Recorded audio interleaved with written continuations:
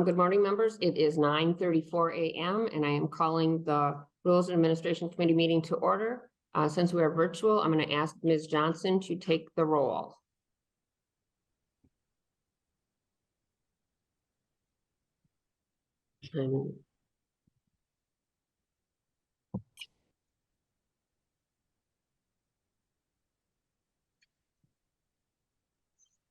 Beth, I think you're muted.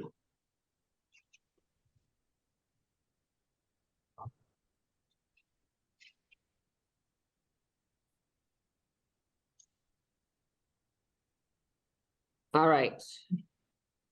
We're trying again. Chair Heatsick. Present. Vice Chair Rest. Present. Lee Johnson. Present. Senator Champion. Present. Senator Eichhorn. Present. Senator Friends. Here. Senator Limmer. Senator Marty. Present. Senator Miller. Here. Senator Murphy. Present. We have a quorum. Thank you. Ms. Johnson sent out an email this morning, so you should have the attachments. Documents were also posted online, so if you didn't get any document, please let us know and we'll resend them. The first item on the agenda is the compensation resolution CR 006-2. So before I have Secretary Bowden walk through the components of this resolution, I want to point out that this does not touch Senate per diem rates. We are not changing those at all at this point. I know there has been discussion on the outside compensation committee that reviews our salary and sets our salary on per diem, and possibly they would like us to get rid of per diem. I think that's a discussion that we'll be having at some point in the future, but right now we're not touching the per diem rates. So Mr. Bowden, can you give us an overview? Thank you, Madam Chair and members. Again, the committee resolution here is the CR 006-2 resolution, which provides for salary increases for Senate employees. Walking you through it briefly, beginning on page 1, paragraph A1 provides a $1,500 increase to the compensation of each Senate employee, followed by a 9.25% increase that would be effective July 1st. The 9.25 is compounded on the 1,500. The committee legislative assistant stipends are also increased by 9.25%. The resolution also includes instructions to increase the range minimum and maximum levels accordingly. And then paragraph 3 provides for a merit increase. This is being done in a fashion very similar to what was done in 2021 and 2022, and will be depend on a plan put together by the Director of Human Resources. This paragraph provides a total amount of 3.5% of Senate salaries for the merit pool. And again, the plan will determine how that can be distributed. The plan is not part of the materials for this hearing, but will be shared and distributed in draft form before it's finalized. Next, I do want to point out at the bottom of page 1, this has been an issue from time to time in the past. Paragraph 4 specifies that an employee who is at the range maximum after the administration of the 1,500 and the 9.25%, if they receive a merit increase that would be over the range maximum, is entitled to receive the merit payment as a one-time payment in equal installments paid through the following fiscal year. Moving to page 2 of the -2 resolution, there's an instruction at the top of page 2 that permits the Secretary of the Senate and the Controller to make adjustments to the salary ranges to preserve basically the width and spacing of those salary ranges. What I do want to comment about that briefly and say the intention here is to work together with the House to ensure that really ranges, particularly those I think levels about 2 through 7 are kept very similar, if not identical, and that the House and the Senate essentially won't be in competition with each other based on salary for new employees. On page 2, this resolution also provides salary increases that will take effect in July 1st of next year. There's a 3% general increase and a 3.5% merit pool provided, again, under the terms I've described to you. Then there are several additional items included in this resolution. Paragraph C, just to call that out, you'll see that on lines 2.23 to 2.29, specifies the terms for the Director of Human Resources to develop the appraisal and merit-based compensation plan for Senate employees. Again, that's going to look very similar to what was done in 21 and 22. Paragraph D provides a monthly stipend for Senate staff of $50 for technology and communication needs. This takes effect from July 1st, 2023 through December 31st of this year. And lastly, most of the language is shown on page 3 of the resolution. Each Senate employee with additional compensatory or vacation time may elect to be paid the value of up to 40 hours of that time. This is new, and it's in addition to the resolution that will follow, which is the more customary deferred comp resolution. I just want to highlight that this is done separately. The two are not mutually exclusive, and there's a window of time for employees to make the determination on when they want to receive compensation for the compensatory time of the vacation leave that runs from July 1st through December 15th. Madam Chair, that is the CR06-2 resolution in brief. And I'll add in, members, we've had discussions in the past about possibly doing telecommunications, communication stipend. We did it for the time frame from July 1st to December 31st because we're going to be getting at some point here soon a new voice over internet protocol system, if I have that right. And so at that point, we'll reevaluate it next year. The plan is, and the hope is, that they will be using less of their own cell phones at that point, but we can readjust once we know more about that system. And then just to give you an update, we raised the cap for compensation deferred. So not your deferred comp retirement plan, but for the comp time during session to 300 hours. I want to let you know we had about 56 employees. We had over 50 employees. I think it was 56 or 57 that had over that 300 hours. So just to let you know, we had 11 of them, I think, that were over probably 400 hours. So I want to just share my appreciation for all the hard work that staff done this year. I know it was a very busy session, so appreciate that. And I think especially for those people that hit that 300 or close to 300, I think the paragraph E where they can, cash out some of that comp time to use for deferred comp or for just to cash it out, I think is extremely helpful. So with that, members, any questions regarding this resolution? Okay, not seeing any questions. Senator Champion. Senator Marty. Madam Chair, I just wanted to thank you and Minority Leader Johnson and everyone who put together this package. I think every member of the Senate recognizes how we've got some wonderful employees, very talented employees, and we've been losing a lot because of inability and troubling to attract new ones because of inadequate compensation and so on. And I think this is a fair and reasonable plan, and I want to thank you and those involved in making it happen. Thank you. Staff spent a lot of time in looking at, we did several different runs. I want to thank Ms. Myers, Ms. Miner, and Mr. Bonner for also their help. As we said in an email that went out to all staff, we believe it's important to retain and recruit staff. They work really hard, as I pointed out, on their number of comp time hours that they worked. In addition, we wanted to make these adjustments, looking at previous raises we had in previous inflation. We can't predict future inflation, but just looking at what future inflation is. And then I did look at what several other local governments and some of the law firms were paying their starting staff and starting attorneys, just to kind of make sure that we're in the range. And in certain areas, we are not in the range. And so, especially for our LAs, they are making significantly below what other similar jobs in the market have. So I think this will help keep us competitive going forward.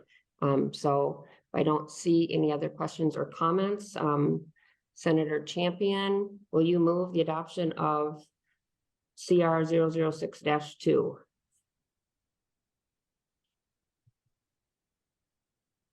Is Senator Champion there? I am here. Okay, Senator Champion moves the adoption of CR 006-2. All in favor, say aye. Aye. Aye. Father. Aye. Exana. Aye. Opposed, say no. No.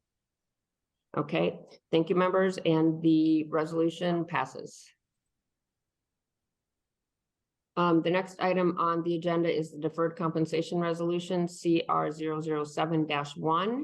This resolution matches one passed by the Rules Committee last year and allows for the Senate to match employees' contributions to the deferred comp plan up to $1,150, or allows an employee to convert vacation or comp time hours. They can cash it out. So Mr. Bodnar touched briefly on that. Mr. Bodnar, do you have anything else to add to that? Madam Chair, you've described it thoroughly. I don't have anything to add to that. Okay, any questions, members? Senator Johnson. Just one quick question too. Now, was this based on a previous program where they were able to do some of that vacation time into a deferred compensation? Or I think I remember somebody saying that earlier. What is the change? If that is the case, what is the change then, Madam Chair? As far this just augments that. Mr. Bodnar. Madam Chair and Senator Johnson, this is the deferred comp resolution in the form that it has been passed in recent years by the Rules Committee. It requires reauthorization each year. So the dollar amounts are the same, and the comp and vacation amounts that could be converted are the same. Sure.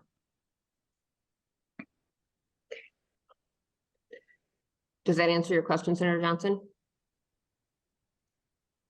Yes, Madam Chair. Thank you. Okay, and I want to correct, it's not a -1, and so the document that you should have is just CR 007.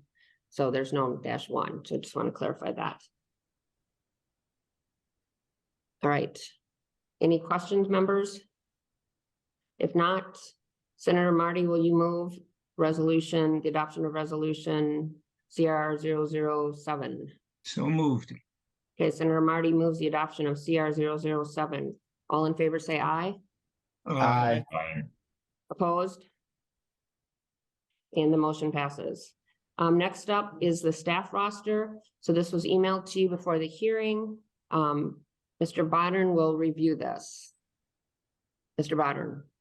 Madam Chair and members, before you, you have a Senate roster dated June 13th, 2023. I want to just point out some of the factors that have to be taken into account when you're looking through the document. It is a snapshot in time, first and foremost. So that's, it's a picture of what salaries are in the Senate today.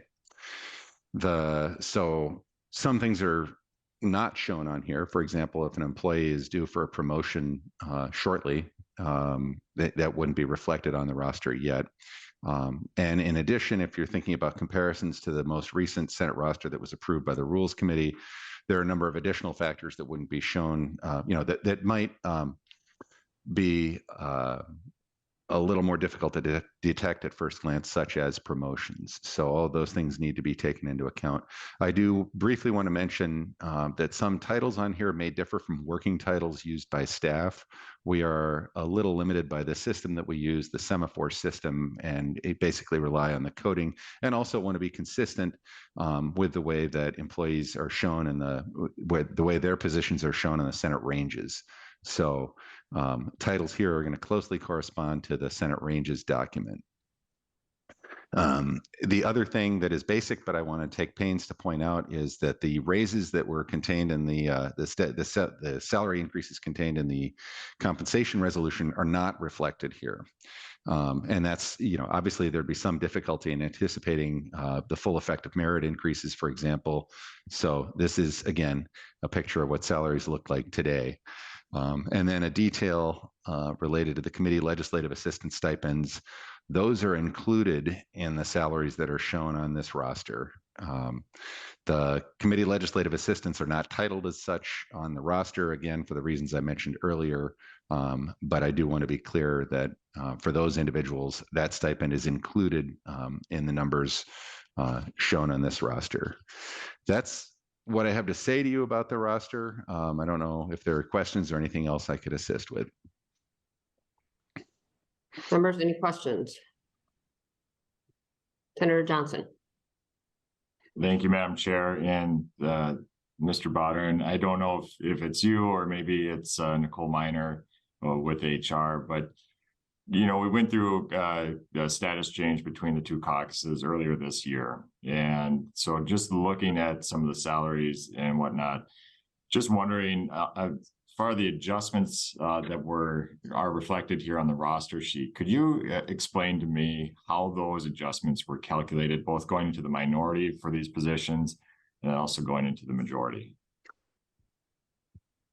So, Madam Chair and Senator Johnson, I can give you a brief response. One other thing I do want to say here, and not that your question is touching on this, but I want to be very careful with the roster, not to move into discussion of individual salaries. And again, I'm not suggesting you're taking us there, Senator Johnson, but it is a caveat I should have included earlier in discussion of the roster. So the Senate now uses a policy when employees are promoted, and that's beyond, I'm not considering promotions that are on a track, such as Council 1, 2, 3, anything like that. It's when you're promoted from one position to another, the employee resume and experience is evaluated as if the employee were being hired in that position as a new employee. So credit is given for previous service. Obviously, some employees who have considerable service with the Senate would receive a fairly high rating that way because that experience is directly relevant to the role that they're hired for. So that's going to account for differences in starting salaries. I want to be careful. There were two parts to your question, and you asked about staff who are moving from majority staff to minority staff as well. There is the Management Advisory Committee and leadership used a new policy, and Ms. Miner can comment here as well, but there is a policy of limiting any reduction in salary, I think, beyond the effect of reduction by 2 ranges. So even if an employee moved to a range that were, say, 3 ranges lower than their present range, I think the effect of that change would be limited to the reduction in range of moving 2 ranges, which would be about 10%. But I'm quickly getting out of my element here, and Madam Chair, if you can recognize Ms. Miner, she might have something to add to that as well.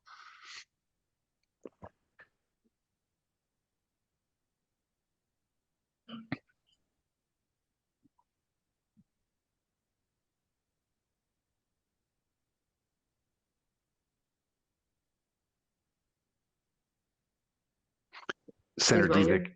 Yeah, Yep. thank you. Yep.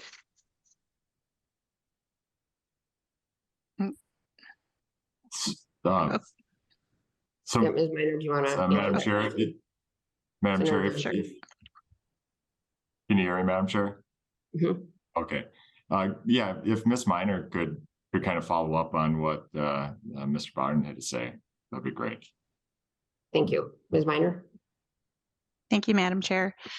Yeah, I just want to echo what Secretary Bodden said. In the fall of 2022, the MAC had decided to treat all internal promotions, again, not on the promotional track, as if we were hiring as external candidates, giving them full credit for relevant experience. And again, weighing more on the Senate experience that's relevant to the position that they were going to.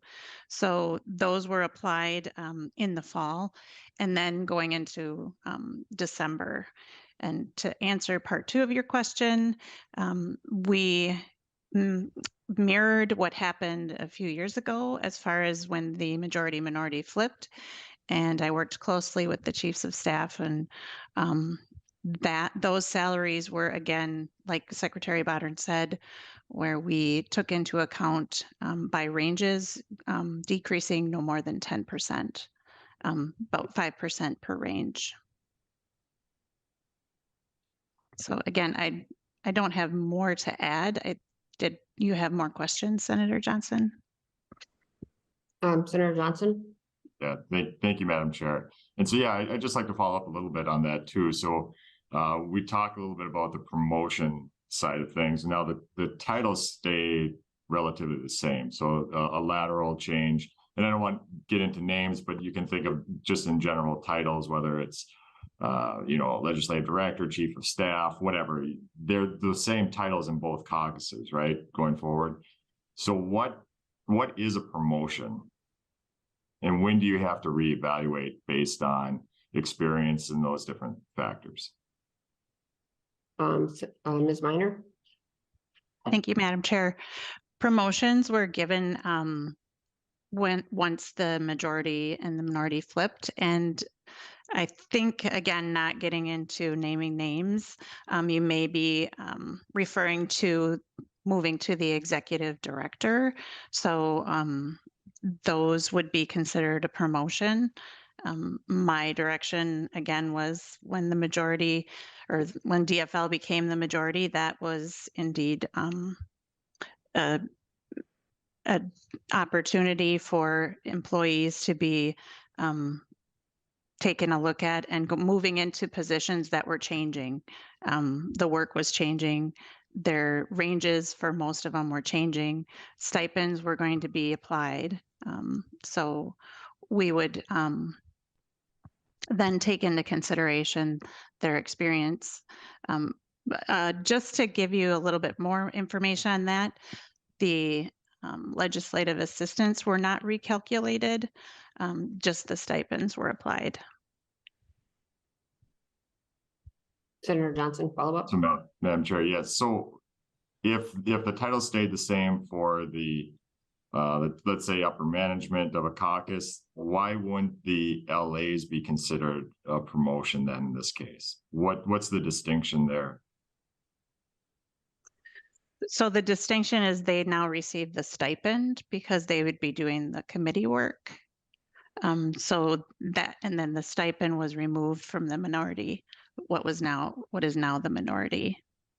So the change in duties changed with the committee work, and that's the stipend that was given to them. Okay. Follow up, Mr. Johnson, Senator Johnson. Yeah, Madam Chair. And so I'm still a little unclear because there's been some very significant increases within salary ranges and pay for individuals who have similar titles or the exact same title as when they were, whether, in this case, because they're going to majority, from the minority to the majority, there's significant increases on that, on what has been called promotions. However, the title has stayed the same for these individuals. Now their duties, of course, have changed clearly. So what defines a promotion for an individual? Because everybody from the LAs up to, chief of staff have all got changed duties, same as in the minority, we've all changed duties. So what is a promotion within the HR department that you're basing this off of? Because from my perspective, a lot of these positions are relatively, the duties have changed, but similar type of authority within them. So why is that considered a promotion? Ms. Minor? Senator Johnson, thank you, Madam Chair. My understanding when I was working with the supervisors in the majority is that their duties were changing. Some of the LAs, so maybe that you're referring to, were now going to be promoted to the CAs, which do fall differently on the ranges. So that might be what you're taking a look at and seeing. And there again, because they were promoted to the CAs, then they were taken a look at as far as their relevant previous experience as LAs in the Senate, as if they were being hired as a new hire. Senator Johnson? Yeah, one more follow-up to it. I'm sorry to belabor this, but it just, so kind of reading between the lines, and so it sounds like perhaps there's not a policy on this. It's more that you follow the direction of, the majority party on how to treat these sorts of changes within the pay structure once there's been a change, is in status of the caucus. Is that a good way of phrasing it? Well, I would say I treated them all the same if they were actually moving into a higher range of a higher classification, and took into account their relevant experience, again, as if I was hiring someone externally with relevant applicable experience to the role that they're now going to be in. And I think going back to, so the last time we had a majority to minority flip, I know the DFL caucus went from majority to minority, and I know several staff members at that time in the DFL had about a 10% across the board cut, and some of that was going from a CA now to an LA or a CLA to an LA, and people lost their job. And I think similar, I don't know if they had a 10% cut, but some of the salaries, again, at this time when the GOP went from a majority to minority, again, it was just some of those cuts from the CA to the LA or CLA to an LA. There were, just a 10% reduction. And then in other cases, there might be the job title, while it might be similar, but some of the titles change and some of those titles are in different ranges. So, and then Senator, Mr. Bodden, you have your hand up. So do you have anything to add to this? So, Madam Chair and Senator Johnson, just thinking about some of the questions you've raised, I want to be clear in terms of how, the large majority of staff who were affected by the change in majority were treated, whether, and you had used some of these terms, where there's a change in range or title. Pretty clearly, there's a policy in place now that is being used, by the Senate in administering those. I think what this comes down to is how individuals, at the upper levels of leadership are treated, and whether a change in those duties or what they're required to do should be associated with a change in salary. And clearly, as your question suggests, I understand you have some differences with that. Senator Johnson. Okay, and I'm sorry to belabor it. I know that there was some, looking through the spreadsheets and doing some comparison within that, there were some very, very significant increases. And so based on the same title. And so that's where I am just questioning, what justifies those increases. And I don't want to get into positions and titles and who it was, but I'm very concerned about what sort of precedent we're setting here based on those changes. And if there really wasn't truly a promotion, then what's the justification for that increase? And so that's what I wanted to get to here today is why that's happening. Ms. Minor. Yeah. Thank you, Madam Chair. Senator Johnson, I am more than happy to meet with you if you want to take this offline and talk about how I moved some of these salaries. Some of the other things that could have happened, and again, because we're not, saying any staff in particular, if they served previously in an LA position or an LA2, or I take all of that into consideration, and they could have moved to an LA2 or an LA3 because they had previously served in that position prior, or even 5 years ago. We take all of that into consideration for new hires as well and apply that towards their 2 years in that promotional class. But I'm more than happy to meet with you if you want to discuss further details. Sure. And Madam Chair, I think I'll take up Ms. Minor's invitation on that, discuss that further. Thank you. Okay, thank you. Members, any other questions?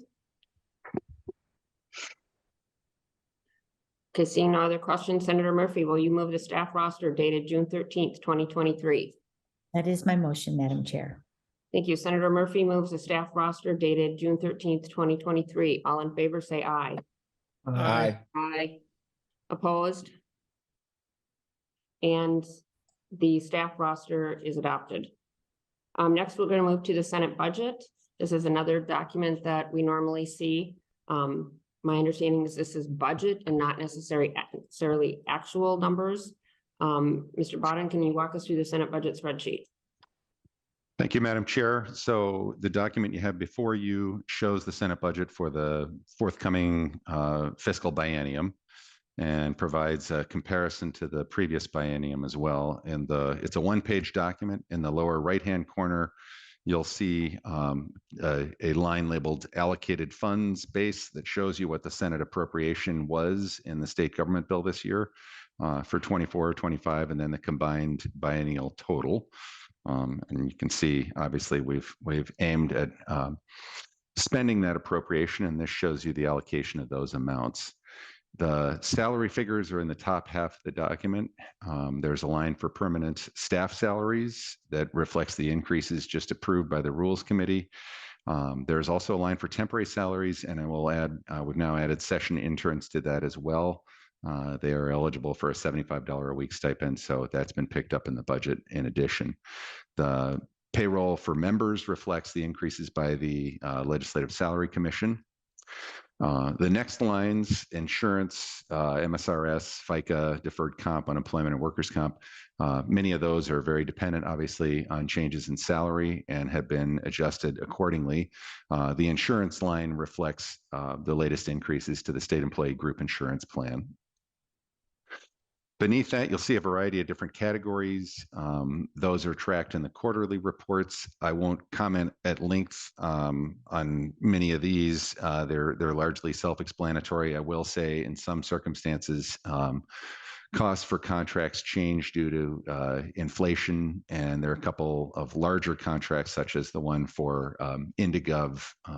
The Senate has expanded its use of Indigov. So these lines, if there are questions, can certainly go into those. They reflect some of those increases in an attempt to anticipate what the Senate will need going forward. The bottom two lines you'll see relate to the Minnesota Senate Building debt service and maintenance costs. Those are set by schedules that were established quite a while ago. You'll see that maintenance costs increase slightly over time as we go forward. That's a description of how the Senate budget is put together. And again, happy to take any questions about any specifics that members might have.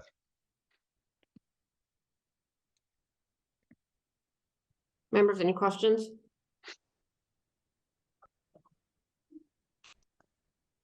All right, seeing no questions. Senator Prince, will you move the Senate budget spreadsheet? So moved. Senator Prince moves the Senate budget spreadsheet. All in favor say aye. Aye. Aye. Opposed? No. Okay, and that spreadsheet is adopted. Now the last item on our agenda is appointing a senator to the Emergency Medical Services Regulatory Board. According to statutes 144E.01, this is a Rules Committee appointment, technically not a subcommittee on committees. So Senator Seeberger has requested to be on this and is nominated to serve on this board. Any discussion?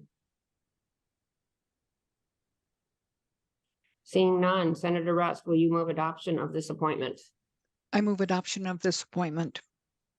Thank you. Senator Russ moves adoption of the appointment of Judy Seeberger to the Emergency Medical Services Regulatory Board. All in favor say aye. Aye. Opposed? And Senator Seeberger is appointed to the Emergency Medical Services Regulatory Board. This concludes our business for the day. So thank you, members. Enjoy the rest of the day. Oh, yes, Senator Limmer. Just a quick question. The Legislative Commission on Data Practices. Yes. Members were appointed. I'm one of those members, but I have not heard of any scheduled meetings yet. Who would I contact to perhaps remind them that that's a duty over the interim? I think we have a few more appointments to do, and so then we will be coordinating that to make sure that the commission gets set up, because I know there is some interest in some work and doing some work. So we will be doing that soon. I'm Secretary Bodden. Madam Chair, sorry, this is not to answer Senator Limmer's question, but I did think of one additional detail I want to convey at the appropriate time. I don't know if you'd completed answering Senator Limmer's question. Yep. Senator Limmer, does that answer your question? Yeah, we're basically on hold until appointments are made. Yeah, I Right. think we have 2 of them that should be coming up shortly. Okay, Thank Either you. later this week or early next week. Thank you. all right. Mr. Botter. So, Madam Chair, one very important detail for staff. I know there may be some questions about this. And basically the question is, when will I see the money? And the answer is the first payroll that occurs after July 1st. So I believe that's July 14th. The merit increases will take longer to implement. Obviously, they're dependent on appraisals. They will be retroactive to July 1st once they are finalized as well. But I do want to let folks know that. I know that's an important detail. And then I do also briefly want to convey appreciation from staff to the Rules Committee for these changes. I've had a lot of very positive feedback, and I know staff truly appreciate the changes. Thank you. And I believe Ms. Minor or internally, people, senators and other managers should have got notice on how the, at least some of the appraisals and that they need to be done sometime in August. Ms. Minor, do you remember if it's August 1st or 31st? When are those appraisals due? Yes, Madam Chair, August 31st, they're due. Okay, so you have plenty of time, but that time sneaks up on you. So I encourage everybody to get started. So thank you, members. Any other questions or comments? Nope. Nope. All right. So then that truly concludes our business for the day. So enjoy the rest of your day. Thank you. Thank you. Bye.